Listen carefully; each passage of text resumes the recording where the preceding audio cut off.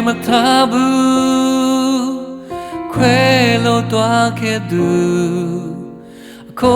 ငွေလေးဖြစ်နှုတ်ဆက်ခဲ့သူရဲ့လွယ်လို့ဆွေရင်ကြံခဲ့သူဝမ်းနေမြေရည်တွေဖြည့်သိခြင်းနဲ့စုတောင်းနေမယ်ပန်းပွင့်လေးညိုးနွမ်းသွားခဲ့ရင်ဆွဲလို့ရွယ်ကြွေးပြောင်းကွယ်သွားမှာပဲဖြစ်ဖြစ်သဘောတရားကြုံရမယ်လူသားလေးထို့သူပဲအဲ့ဒီတယောက်ရဲ့အိမ်ပြန်လန်းလေမတော်ပါနဲ့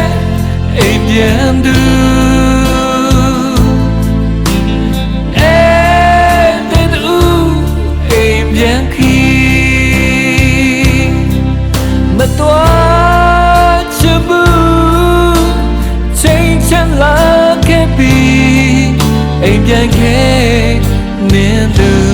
အဲ့ဒီရဲ့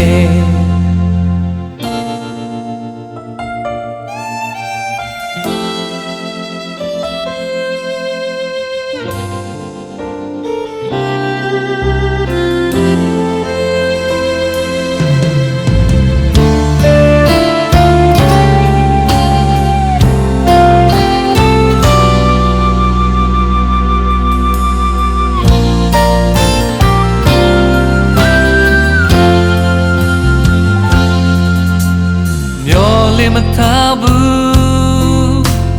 ခွဲလို့တွားခဲ့သူအခုငွေလေးဖြစ်နှုတ်ဆက်ခဲ့သူရဲ့လွယ်လို့ဆွေရင်ကြံခဲ့သူဝမ်းနေမြေရည်တွေ